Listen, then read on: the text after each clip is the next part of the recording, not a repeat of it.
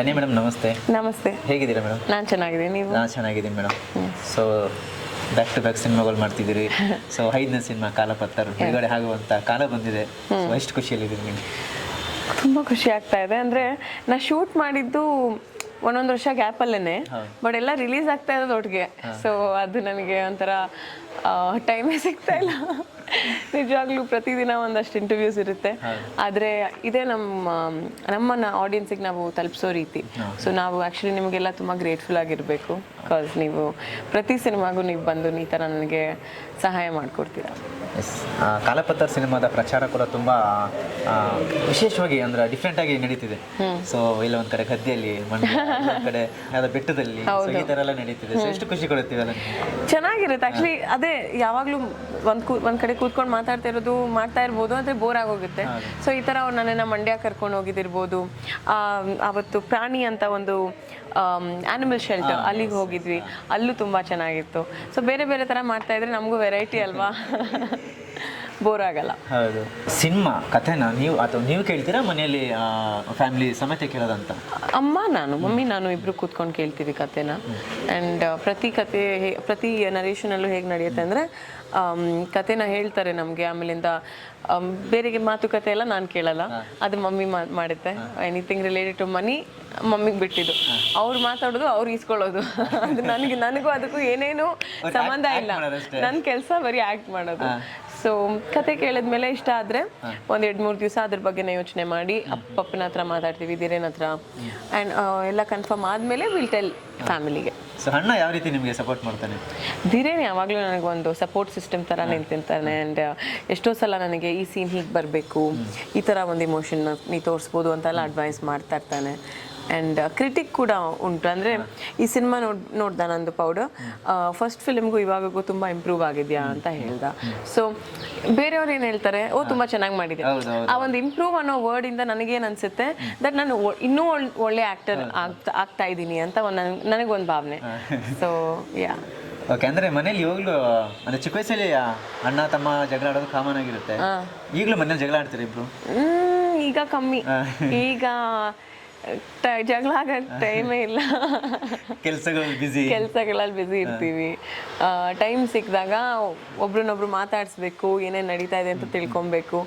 So ಬೆಳೀತಾ I think ಜಗಳ ಅಲ್ಲ, ನಾವು ಆಡಲ್ಲ ಅನಿಸುತ್ತೆ ಬಹುಶಃ. ಯಾಕಂದರೆ ವಿ ಸ್ಟಾರ್ಟ್ ಕೇರಿಂಗ್ ಅಲ್ವಾ ಮೋರ್ ಒಬ್ರಿಗೆ. ಹಾಗೇನೆ ಇವಾಗ ಮನೆಯಲ್ಲಿ ಅಂದರೆ ಜಾಸ್ತಿ ಮುದ್ದೆ ಅಂದರೆ ಸಾಮಾನ್ಯವಾಗಿ ಎಲ್ಲ ಮನೇಲಿ ಹೆಣ್ಮಗಳು ಅಂದರೆ ತಾಯಿ ಪ್ರೀತಿ ಮಗಳಾಗಿರ್ತಾರೆ. ಸೀರಿಯಲಿ ತಾಂಡ ಇರೋದ್ರಿಂದ ಸರ್ ಜಾಸ್ತಿ ಯಾರನ್ನ ಇಷ್ಟಪಡ್ತಾರೆ ಅಂತ? ಇಲ್ಲ, ಐ ಥಿಂಕ್ ಇಬ್ರು ಮಮ್ಮಿ ಪಪ್ಪ ಇಬ್ರು ನನಗೂ ಧೀರೇನ್ಗೂ ಏನೇ ಒಂಥರ ಡಿಫ್ರೆನ್ಶಿಯೇಷನ್ ಮಾಡೇ ಇಲ್ಲ. ಅದು ಬರೀ ಅವ್ರು ಹೇಗೆ ನಮ್ಮನ್ನು ಪ್ರೀತಿಸ್ತಾರೆ ಅನ್ನೋದನ್ನ ಮಾತ್ರ ಅಲ್ಲ. ನಾನು ಹೇಳ್ತಾ ಇರೋದು ಕೆಲಸ ಇರಲಿ, ಕಾಲೇಜ್ ಇರಲಿ, ಇಲ್ಲಿರಲಿ ಅಲ್ಲಿರಲಿ, ಏನೇ ಇದ್ರೂ ಇಬ್ರಿಗೂ ಒಂದೇ ರೂಲ್ಸು ಯಾವಾಗಲೂ. ಅಂದರೆ ಅಪ್ಪಾಜಿ ನಿಮ್ಮ ತಾತ ಅವರು ಸೊ ಪ್ರೀತಿಯಿಂದ ಏನಂತ ಕರೀತೀನಿ ನೆನಪಿದೆ ನಿಮಗೆ? ತಾತ ನನ್ನನ್ನು ಅಮ್ಮೆ ಅಂತ ಕರೀತಾ ಇದ್ರು. ನೆನಪಿದೆಯಾ? ಅದಿನ್ನೂ ನನ್ನ ತಲೆಯಲ್ಲಿ ಓಡ್ತಾ ಇರುತ್ತೆ, ನನ್ನ ಕಿವಿಲಿ ಅದು it rings in my years. ಅವ್ರು ನನ್ನನ್ನು ಅಮ್ಮೆ ಅಂತ ಕರೀತಾ ಇದ್ದಿದ್ದು. ಯಾಕಂದರೆ ಅವರು ಎಲ್ಲೇ ಇದ್ರು ಮನೆಯಲ್ಲಿ ಅವ್ರು ಜೋರಾಗಿ ಹೇಳೋರು, ನಾನು ಅಲ್ಲಿಂದ ಓಡಿ ಬರಬೇಕು. ಅಂದರೆ ನನಗಿಂತ ದೊಡ್ಡವರು ಇದ್ದಾರೆ, ಬಟ್ ನಾನು ಅವ್ರ ಜೊತೆಗೆ ತುಂಬ ಟೈಮ್ ಸ್ಪೆಂಡ್ ಮಾಡಿದ್ದೀನಿ. ನಾನು ಅಲ್ಲಿ ಅವ್ರ ಮನೆಗೆ ಪ್ರತಿದಿನ ಹೋಗ್ತಾ ಇದ್ದೆ. ನಾನು ಸ್ಕೂಲ್ ಮುಗಿದ ತಕ್ಷಣ ಅಲ್ಲಿಗೆ ಹೋಗೋದು ಪ್ರತಿದಿನ. ಸೊ ಹಾಗೇನೆ ಅಮ್ಮ ಅವರಂದ್ರೆ ಪಾರ್ವತಮ್ಮ ಅವರ ನಿಮ್ಮ? ಹೌದು, ಅಫ್ಕೋರ್ಸ್. ಅಜ್ಜಿ ಜೊತೆಗೆ ನಾನು ಟೈಮ್ ಇನ್ನೂ ಜಾಸ್ತಿ ಸ್ಪೆಂಡ್ ಮಾಡೋಕ್ಕೆ ಸಿಕ್ತು ನನಗೆ. ಯಾಕಂದರೆ ನನಗೆ ಬುದ್ಧಿ ಅನ್ನೋದು ಬಂದಾಗ ನಮ್ಮ ಅಜ್ಜಿ ನಮ್ಮ ಜೊತೆಗಿದ್ದರು. ಸೊ ಅವರು ನಮ್ಮ ಅಜ್ಜಿ ನನಗೆ ಬ್ಯಾಂಕ್ ಥರ. ನಮ್ಮ ಅಜ್ಜಿನ ಕೇಳೋದೆಲ್ಲ, ಏನು ಬೇಕಿದ್ರು ಅಜ್ಜಿನ ಕೇಳೋದು. ಅಜ್ಜಿ ಶಾಪಿಂಗ್ ಕರ್ಕೊಂಡು ಹೋಗು, ಅಜ್ಜಿ ನನಗೆ ಮಮ್ಮಿ ಐಸ್ ಕ್ರೀಮ್ ತಗೊಡ್ತಾ ಇಲ್ಲ, ಅದು ನನಗೆ ನೆನಪಿರೋದಂದರೆ. ಮತ್ತು ಅಜ್ಜಿ ನಮಗೆ ತುಂಬ ಕಥೆಗಳು ಹೇಳೋರು ನಮ್ಮ ತಾತನ ಬಗ್ಗೆ. ಶೂಟಿಂಗ್ ಟೈಮಲ್ಲಿ ಈ ಥರ ಆಗ್ತಾಯಿತ್ತು ಎಲ್ಲ. ಆ ಮೂಮೆಂಟ್ಸ್ ನಿಜವಾಗ್ಲೂ ತುಂಬ ಮೆಮೊರೇಬಲ್ ಆಗಿ ಉಳ್ಕೊಳ್ಳುತ್ತೆ. ಅಜ್ಜಿ ಈ ಥರ ಇದ್ದರೆ, ನಮ್ಮ ತಾತ ಏನಂದರೆ ನಾವು ಸ್ವಿಮ್ಮಿಂಗ್ ಕ್ಲಾಸಸ್ಗೆ ಕಳಿಸ್ತಾ ಇದ್ರು ಮಮ್ಮಿ. ಅಲ್ಲಿ ನನಗೆ ಹೋಗೋಕೆ ಇಷ್ಟ ಇಲ್ಲ ಸಮ್ಮರ್ ಹಾಲಿಡೇಸ್ ಟೈಮಲ್ಲಿ. ತಾತನ ಪಕ್ಕ ಹೋಗಿ ಕೂತ್ಕೊಂಡ್ಬಿಟ್ರೆ ಅವ್ರು ಟಿ ವಿ ನೋಡ್ತಾ ಇರ್ತಾರೆ, ಡಿಸ್ಟರ್ಬ್ ಮಾಡೋಕ್ಕಾಗಲ್ಲ. ಸೊ ಮಮ್ಮಿ ಅಲ್ಲಿ ಸೈಡಿಂದ ಕರೆಯೋದು, ಬಾಯ್ ಅಂತ. ನಾನು ಅನ್ನೋದು ತಾತನ್ಗೆ ಹೇಳು ಅಂತ ಹೇಳ್ತಾ ಇರ್ಲಿಲ್ಲ. ಆಮೇಲೆ ತಾತ ಅವಾಗ ಕೇಳೋರು ಏನಮ್ಮ ಏನಾಯ್ತು ಅಂದ್ರೆ ಇಲ್ಲ ಸ್ವಿಮ್ಮಿಂಗ್ ಇದೆ, ನಾನು ಹೋಗಲ್ಲ ತಾತ ಅನ್ನೋದಷ್ಟೇ. ಸರಿ ಪರವಾಗಿಲ್ಲ ಬಿಟ್ಟು ಕಳಿಸ್ಬೇಡ, ಅದೇನಕ್ಕೆ ಅವ್ರ ಮಕ್ಳಿಗೆ ಏನ್ ಮಾಡ್ಬೇಕು ಅವ್ರು ಮಾಡ್ತಾರೆ ಅಂತ. ಅದು ನೆನಪಿದೆ ನನಗೆ. ತಾತನ ಹತ್ರ ನೀವು ಏನೇನು ಕೇಳ್ತಿದ್ರಿ? ಅದು ತಿಂಡಿ ಆಗ್ಬೋದು, ಸೊ ಏನೇ ಆಗ್ಬೋದು, ಆ ಬಟ್ಟೆಗಳು ಈ ತರ ಏನಾದ್ರು? ಇಲ್ಲ ಅದೆಲ್ಲ ನಾವು ಬರೀ ಅಜ್ಜಿನೇ ಕೇಳ್ತಾ ಇದ್ವಿ, ತಾತನ ಏನು ಕೇಳ್ತಾ ಇರ್ಲಿಲ್ಲ. ತಾತ ನಮಗೆ ಒಂದಷ್ಟು ಕತೆಗಳ ಹೇಳೋರು, ಅಂದ್ರೆ ಅವರ ಒಂದು ಶೂಟಿಂಗ್ ಇರ್ಲಿ, ಊರಿನ ಕತೆಗಳು ಜಾಸ್ತಿ ಹೇಳೋರು ತಾತ. ಊಟ ಮಾಡ್ಬೇಕಂದ್ರೆ ಎಲ್ಲಾನು ಕರೆದು ಒಟ್ಟಿಗೆ ಊಟ ಮಾಡೋದು, ಅದು ನಮ್ಮ ತಾತನ ಜೊತೆಗೆ ಮಾಡ್ತಾ ಇದ್ದಿದ್ದು. ಊಟನ ರುಚಿಯಾಗಿ ಹೇಗೆ ತಿನ್ನೋದು ಅನ್ನೋದನ್ನ ನಾನು ನಮ್ಮ ತಾತನಿಂದಾನೇ ಕಲ್ತಿರೋದು, ಎಸ್ಪೆಷಲಿ ನಾನ್ ವೆಜ್. ಅಜ್ಜಿಯಿಂದ ಏನು ಕಲ್ತಿದ್ದ ನೀವು ಪ್ರೀತಿ? ಅಜ್ಜಿಯಿಂದ ಅವರ ಒಂದು ಬಿಸ್ನೆಸ್ ಸ್ಟ್ರಾಟಜಿ ಏನಿತ್ತೋ ನಾನು ಇನ್ನೂ ಕಲ್ತಿಲ್ಲ, ಅದನ್ನ ಕಲಿಬೇಕು. ಅಂದ್ರೆ ಅವ್ರು ಹೇಗೆ ಮ್ಯಾನೇಜ್ ಮಾಡಿದ್ರು, ಅಷ್ಟು ಫ್ಯಾಮಿಲೀಸ್ ನಾವು ಒಬ್ಬರೇ ನೋಡ್ಕೊಳ್ಳೋದು, ಇಟ್ಸ್ ನಾಟ್ ಅ ಜೋಕ್. ಒಂದು ಪ್ರೊಡಕ್ಷನ್ ಹೌಸ್ನ ಸಿಂಗಲ್ ಹ್ಯಾಂಡೆಡ್ಲಿ ಅಷ್ಟು ಮಟ್ಟಕ್ಕೆ ಬೆಳೆಸೋದು, ಒಂದು ಸ್ಕಿಲ್ ಅವ್ರಿಗಿತ್ತಲ್ಲ, ಅದು ನಾನು ಕಲಿಬೇಕು. ಹಾಗೇನೆ ಧನ್ಯ ಅವ್ರನ್ನ ಶಿವಣ್ಣ ಇರಲಿ, ರಾಘಣ್ಣ ಇರಲಿ, ಮತ್ತೆ ಅಪ್ಪು ಸರ್, ಅಪ್ಪು ಇರಲಿ, ಸೊ ಏನಂತ ಅವ್ರು ಕೂಡ ಏನಂತ ಕರೀತಿದ್ರು? ನೀವು ಕರಿತಿದ್ರು? ನನ್ನ ಮನೇಲಿ ಡಿಂಪಿ ಅಂತ ಕರೀತಾರೆ, ಸೊ ಡಿಂಪಿ ಅಂತಾನೆ ಕರೆಯೋದು. ಅಣ್ಣನಾಗೆ ಕರೆಯೋದು? ಅಣ್ಣ ದಿರೇನ್ ನನ್ನ ಧನ್ಯ ಅಂತ. ನಮ್ಮ ಮನೇಲಿ ಧನ್ಯ ಅಂತಾರೆ, ತಾತ ಅಜ್ಜಿ ಮನೆಯಲ್ಲಿ ಎಲ್ರು ಡಿಂಪಿ ಅಂತಾರೆ. ಅಂದ್ರೆ ಅಪ್ಪು ಸರ್ ಹತ್ರ ನೀವು ಏನಾದ್ರು ಈ ತರ ತುಂಬಾ ಪ್ರೀತಿಯಿಂದ ಏನಾದ್ರು ಕೇಳಿದೆ ಅಂದ್ರೆ, ಸಾಮಾನ್ಯವಾಗಿ ಮಾಮ ಅಲ್ವಾ, ಏನಾದ್ರು ಇಲ್ಲ ನಂಗೆ ಈ ತರ ಬೇಕು, ಆ ತರ ಏನಾದ್ರು ಬೇಕು ಅಂತ ಕೇಳಿದ್ರು? ನಾನ್ ಕೇಳಿದ್ದು ಚಿಕ್ಕ ವಯಸ್ಸಿನಲ್ಲಿ ಕೇಳಿರ್ತೀನಿ ತುಂಬಾ, ನಂಗೆ ಇದು ಬೇಕು ಅದು ಬೇಕು ಅಂತ. ಯಾಕಂದ್ರೆ ಮಾಮ ಒಂದು ಟ್ರೆಂಡ್ ಸೆಟರ್ ತರ ನಮ್ಮ ಮನೇಲಿ. ಯಾವಾಗ್ಲೂ ಏನೇ ರೆಸ್ಟೋರೆಂಟ್ ಹೊಸದಾಗಿ ಓಪನ್ ಆಗಿದ್ರೆ ಮಾಮ ಅಲ್ಲಿಂದ ಬರ್ಗರ್ ತಿಂತಾ ಇದ್ರು, ಆ ಥರ ಎಕ್ಸಾಂಪಲ್ಸ್ ಕೊಡ್ತಾ ಇರೋದು. ಸೊ ಆವಾಗ ಕೇಳಿರ್ಬೋದು ಮಾಮ ನಮಗೂ ಬೇಕು, ನಮ್ಮನ್ನು ಕರ್ಕೊಂಡು ಹೋಗಿ ಅಂತ ಎಲ್ಲ ನಾವು ಆಗ ಕೇಳಿರ್ತೀವಿ. ರೀಸೆಂಟ್ಲಿ ನಾನು ಅವ್ರನ್ನ ಕೇಳಿದ್ದು, ಐ ಥಿಂಕ್ ಪ್ರತಿ ಸಲ ಅವ್ರು ಟ್ರಾವೆಲ್ ಮಾಡ್ಬೇಕಂದ್ರೆ ಮಮ್ಮಿನ ನನ್ನನ್ನು ಕೇಳೋರು, ಏನಾದ್ರು ತಗೊಂಡು ಬರ್ಬೇಕಿತ್ತ ಹೇಳು ನನಗೆ ಅಂತ. ಸೊ ಮಮ್ಮಿ ಯಾವಾಗಲೂ ಪರ್ಫ್ಯೂಮ್ಸ್ ಅಂತ ಹೇಳೋರು, and use to bring it. ಅಂದರೆ ಅಪ್ಪು ಸರ್ ಅವ್ರದ್ದು ಸಿನಿಮಾ ರಿಲೀಸ್ ಆಗುತ್ತೆ, ನಾವು ರಾತ್ರಿ ಕಾಯ್ದು ಕ್ಯೂ ನಿಂತ್ಕೊಂಡು ಟಿಕೆಟ್ ತಗೊಂಡು ಹೋಗಿದ್ದೀವಿ ರಾತ್ರಿ ಸಿನಿಮಾಗೆಲ್ಲ. ಸೊ ನೀವು ತುಂಬ ಅಂದರೆ ಅವ್ರದ್ದು ಫಸ್ಟ್ ಡೇ ಹೋಗಿ ನೋಡಲೇಬೇಕು ಅಥವಾ ಮಿಸ್ ಮಾಡಿರೋಂಥ ಸಿನಿಮಾಗಳು ಆ ಥರದ್ದಾದ್ರು? ಐ ಥಿಂಕ್ ನೀವು ಹೇಳ್ದಂಗೆ ರಾಜ್ಗಿದ್ದಿದ್ದು ಒಂದು ಹೈಪು ತುಂಬಾ ಜಾಸ್ತಿ ಇತ್ತು. ಸೊ ಅದಕ್ಕೆ ನಾನು ಹೋಗಿದ್ದೆ ಫಸ್ಟ್ ಡೇ ಫಸ್ಟ್, ನಂಗೆ ನೆನಪಿದೆ. ಇವಾಗ ನೀವು ಮೆನ್ಷನ್ ಮಾಡಿದ್ರೆ ನನಗೆ ಅದು ನೆನಪಾಯ್ತು. ಇನ್ಫ್ಯಾಕ್ಟ್ ರಾಜ್ ಒಂದು ಸ್ಟೋರಿ ಇದೆ, ನಾನು ಆ ಸಾಂಗ್ ಇದೆಯಲ್ಲ ಥಿಯೇಟರ್ ಮುಂದೆ ಅವ್ರು ಶೂಟ್ ಮಾಡಿರೋದು ಮುತ್ತು ರಾಜ, ಆ ಶೂಟಿಂಗ್ ನಾನು ಹೋಗಿದ್ದೆ. ಅಜ್ಜಿನೂ ಬಂದಿತ್ತು ನಮ್ಮ ಜೊತೆ. ಅಲ್ಲಿ ಹೋಗಿ ನಾನು ಶೂಟ್ ಮಾಡ್ಬೇಕಂದ್ರೆ ರಕ್ಷಿತಾ ಅವ್ರು ಕೂಡ ಇದ್ರು, ಅಂಡ್ ಜಯಪ್ರದಾ ಮ್ಯಾಮ್, ನಮ್ಮ ಭಾರತಿ ಅಮ್ಮ, ಮತ್ತೆ ಇವರು ಮಲಯಾಳಮ್ಮ, ನಮ್ಮ ಹೆಸರು ಮರೆದಿದ್ದ ಇದ್ದೀನಿ. ಆ ಸಾಂಗಲ್ಲಿ ಇರೋರು ಎಲ್ಲ ನಮ್ಮ ಎಸ್ಟರ್ ಆಕ್ಟ್ರೆಸಸ್ ಅವರೆಲ್ಲ ಇದ್ರು ಆ ಒಂದು ಸ್ಪಾಟಲ್ಲಿ. ಸೊ ಅದು ನನಗೆ ನೆನಪಾಗುತ್ತೆ ತುಂಬ. ಸೊ ಅದು ನೀವು ಲೈವ್ ಆಗಿ ಅಂದರೆ ಶೂಟಿಂಗ್ ಸ್ಪಾಟ್ ಅಲ್ಲಿ ಸ್ಪಾಟಿಗೆ ಹೋಗಿ ನೋಡಿದ್ದು ನಾನು ಅದನ್ನು. ರೀಸೆಂಟಾಗಿ ಫಸ್ಟ್ ಡೇ ಫಸ್ಟ್ ಶೋಗೆ ಹೋಗಿದ್ದು ನಾನು ಜಾಕಿ ರಿಲೀಸ್ಗೆ. ಆ್ಯಂಡ್ ಫನಿ ಪಾರ್ಟ್ ಇಸ್ ಅವತ್ತು ನನ್ನ ಫಿಲ್ಮ್ ಕೂಡ ರಿಲೀಸ್ ಆಗಿತ್ತು, ಆ್ಯಂಡ್ ನಾನು ಫಸ್ಟ್ ಡೇ ಫಸ್ಟ್ ಶೋ ನಂದಕ್ಕೆ ಹೋಗಲಿಲ್ಲ, ಜಾಕಿಗೆ ಹೋಗಿದ್ದೆ. ಸೊ ಎಷ್ಟು ಕಾಯ್ತಿದ್ರಿ ಮೇಡಮ್ ಅಪ್ಪು ಸರ್ ಅವ್ರ ಸಿನಿಮಾ ಬಂದರೆ? ನೀವು ಯಾವ್ದು ಮಿಸ್ ಮಾಡಿದ್ದೀರಾ ಅಂತ? ಫಸ್ಟ್ ಡೇ ಫಸ್ಟ್ ಶೋಸ್ ಹೌದು, ಚಿಕ್ಕ ವಯಸ್ಸಿನೆಲ್ಲ ಮಮ್ಮಿ ಕಳಿಸ್ತಾ ಇರಲಿಲ್ಲ, ಕ್ರೌಡ್ ಇರುತ್ತೆ ಅಂತ ಎಲ್ಲ. ಬಟ್ ಅದರ್ವೈಸ್ ಥಿಯೇಟರ್ಗೆ ಹೋಗಿ ನೋಡೋದು, ಪ್ರತಿ ಸಿನಿಮಾನೂ ಹೋಗಿದ್ದೆ ನಾವು ಥಿಯೇಟರ್ನಲ್ಲೇ ನೋಡಿರೋದು. ಯಾವತ್ತೂ ನಾನು ಟಿವಿಗೆ ಬಂದ ಮೇಲೆ ನೋಡಿದ್ದು ಇಲ್ವೇ ಇಲ್ಲ, ಯಾವಾಗಲೂ ಥಿಯೇಟರ್ಗೆ ಹೋಗಿ ನೋಡಿರೋದು. ಸೊ ಎಷ್ಟು ಎಂಜಾಯ್ ಮಾಡ್ತಿದ್ರಿ ಆ ಡ್ಯಾನ್ಸು, ಫೈಟು, ಜನಗಳ ಕೂಗುಗಳು? ನಿಜವಾಗ್ಲೂ ತುಂಬ ಚೆನ್ನಾಗಿರ್ತಿತ್ತು ಅಲ್ವಾ ಸರ್? ಹಾಗೇನೆ ಮೇಡಮ್, ಇನ್ನು ಕಾಲಪತ್ರ ಸಿನಿಮಾ ಬಗ್ಗೆ ಮಾತಾಡಿ. ಸೊ ಕಾಲಪತ್ತರು ಸಿನಿಮಾದ ನಿಮ್ಮ ಪಾತ್ರದ ಬಗ್ಗೆ ಹೇಳಿದ್ರೆ, ಸೊ ಹೇಗಿರುತ್ತೆ ಸಿನಿಮಾ ನಿಮ್ಮ ಪಾತ್ರ? ನನ್ನ ಪಾತ್ರದ ಹೆಸರು ಗಂಗಾ ಅಂತ. ಸೊ ಗಂಗಾ ಒಂದು ಸ್ಕೂಲ್ ಟೀಚರ್ ಆಗಿರ್ತಾಳೆ. ನಾವು ಹಳ್ಳಿಲೇ ತೋರಿಸ್ತಾ ಇರೋದು.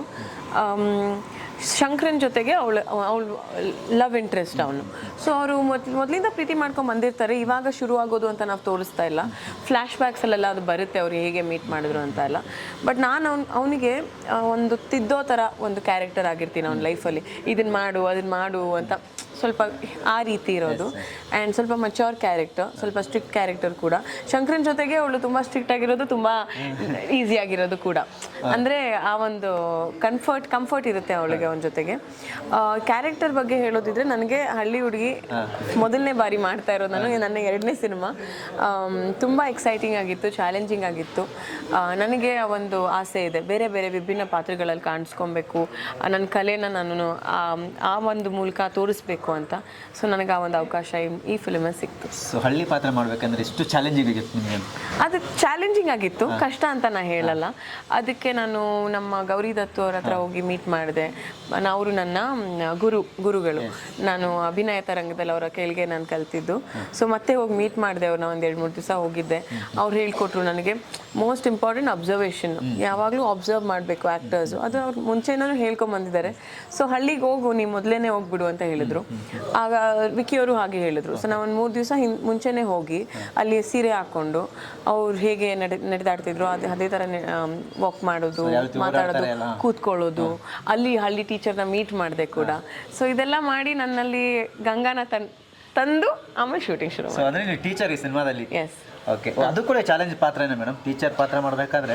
ಸೊ ಅದಕ್ಕೆ ಯಾವ ರೀತಿ ಅಂದರೆ ನಾವು ಫೋಕಸ್ ನಮ್ಮ ಸಿನಿಮಾದಲ್ಲಿ ಹೇಗಿದೆ ಅಂದರೆ, ಒಂದು ಕಥೆ ಇದೆ, ಅದ್ರ ಹಿಂದೆ ಎಲ್ಲ ಇರುತ್ತೆ, ಇದೆಲ್ಲ ಬ್ಯಾಕ್ಗ್ರೌಂಡಲ್ಲಿ ನಡೀತಾ ಇರುತ್ತೆ. ಸೊ ನನ್ನ ಟೀಚಿಂಗ್ಗೆ ಒಂದು ಮೇನ್ ಇದು ಅಂತ ನಾನು ಹೇಳೋಕ್ಕಾಗಲ್ಲ. ಓಕೆ, ಟೀಚರ್ ಅಂದಿದೆ ನನಗೆ ಮತ್ತೆ ನೆನಪಾಯ್ತು ಮೇಡಮ್. ನಿಮ್ಮ ಸ್ಕೂಲ್ ಆಗಲಿ ಕಾಲೇಜ್ ಆಗಲಿ, ಸೊ ನಿಮಗೆ ಅಲ್ಲಿ ಯಾವ ರೀತಿ ನಿಮ್ಮ ಟೀಚರ್ಸ್ಗಳು ನಿಮ್ಗೆ ಯಾವ ಪಾತ್ರ ಮಾಡಬೇಕಾದ್ರೆ ಸೊ ನಿಮ್ಗೆ ಯಾವ ರೀತಿ ನಿಮ್ಮ ಟೀಚರ್ಸ್ಗಳೆಲ್ಲ ನೆನಪಾಗ್ತಿದ್ರಾ ಅಂತ? ತುಂಬ ನನಗೆ ನನ್ನ ಚಿಕ್ಕ ವಯಸ್ಸು ನೆನಪಾಯಿತು. ಯಾಕೆ ನಾನು ಅಲ್ಲಿ ಕ್ಲಾಸಲ್ಲಿ ಕೂತ್ಕೊಳ್ತಾ ಇದ್ದೆ, ಈಗ ನಾನು ಇಲ್ಲಿ ನಿಂತ್ಕೊಂಡು ಹೇಳ್ಕೊಡ್ತಾ ಇದ್ದೀನಿ. ಆಗ ಅನ್ಕೊಂಡಿರ್ತೀವಲ್ಲ ಹೇಗೆ ಈ ಟೀಚರ್ ಎಲ್ಲ ಇರ್ತಾರೆ, ನಾವು ಒಂದ್ ದಿವಸ ಆಗ್ಬೋದೇನೋ. ಮತ್ತೆ ಚಿಕ್ಕ ವಯಸ್ಸಿನಲ್ಲಿ ನಾವು ಪ್ಲೇ ಟೀಚರ್ ಆ ಥರ ಗೇಮ್ಸ್ ಎಲ್ಲ ನಮ್ಮ ಕಸಿನ್ಸ್ ಜೊತೆಗೆ. ಸೊ ಅದೆಲ್ಲ ನೆನಪಾಯ್ತು ನನಗೆ, ಹಳೆ ನೆನಪುಗಳು. ನಿಮ್ಮ ಫೇವ್ರೆಟ್ ಸ್ಕೂಲ್ ಟೀಚರ್? ನನ್ನ ಫೇವ್ರೆಟ್ ಸ್ಕೂಲ್ ಟೀಚರ್ ಯಾರಿರ್ತಾರೆ? ಒಬ್ರು ಹೇಳಿದ್ರೆ ಇನ್ನೊಬ್ರು ಬೇಜಾರು ಮಾಡ್ಕೊಂಡ್ಬಿಡ್ತಾರೆ. ಓ ಮೈ ಗಾಡ್.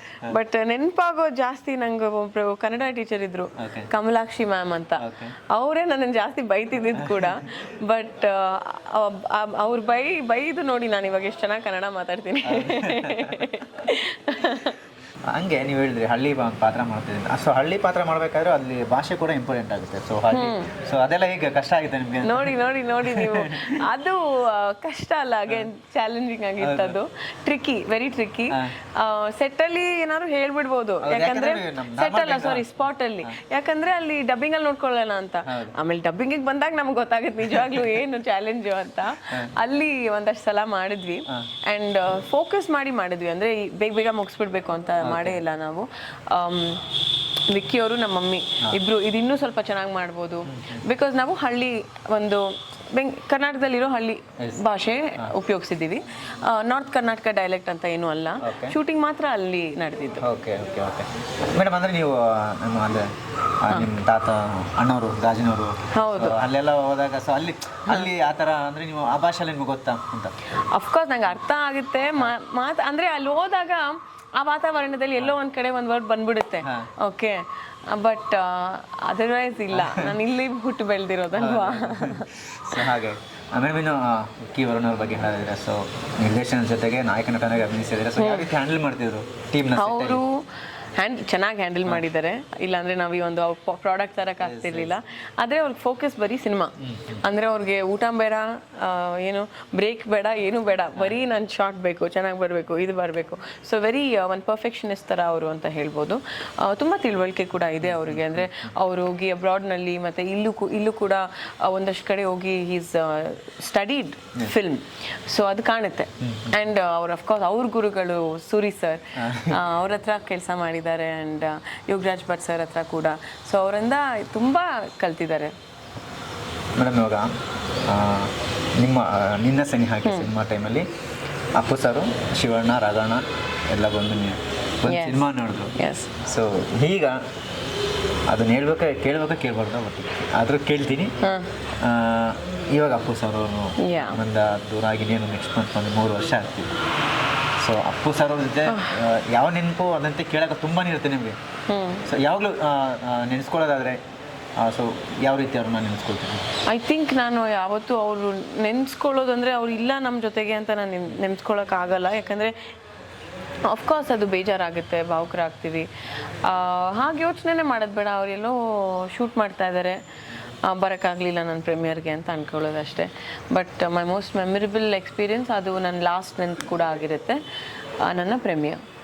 ಅದೇ ಅದು ನೆನ್ಪು ಕಾಡುತ್ತಲ್ಲ ಮೇಡಮ್, ಯಾಕಂದ್ರೆ ಸಿನಿಮಾಗೆ ಬಂದು ಎಲ್ಲ ಈ ಸಿನಿಮಾದಲ್ಲಿ ನಮ್ಮ ಜೊತೆಲಿ ಇಲ್ವಲ್ಲ ಅನ್ನೋದು ಬೇಜಾರು. ಅಫ್ಕೋರ್ಸ್ ಅದಿದ್ದೇ ಇರುತ್ತೆ. 3 ವರ್ಷ ಆಯ್ತಾ ಅವ್ರು ಇಲ್ಲದೆ, ಅದು ಹೆಂಗೆ ನಾವು 3 ವರ್ಷ. ಅಣ್ಣವ್ರದಾಗ್ಲಿ ಅಥವಾ ಅಪ್ಪವ್ರದಾಗ್ಲಿ ಅದು ಒಂದು ಸಾಂಗ್ ಆಡ್ಬೋದು ನೀವು? ಅಯ್ಯಯ್ಯೋ ಬೇಡ ಬೇಡ, ನನ್ನ ಸಿನಿಮಾದೇ ಹಾಡಿದ್ಯಲ್ಲ, ಹೇಳಿದ್ನಲ್ಲ ಹಾಂಟಿಂಗ್ ಟ್ರ್ಯಾಕ್ ಅಂತ, ರಿಲೀಸ್ ಆಗಲಿ ಆ ಸಾಂಗು, ನಾನು ನಿಮಗೋಸ್ಕರ ಹಾಡ್ಕೊಡ್ತೀನಿ.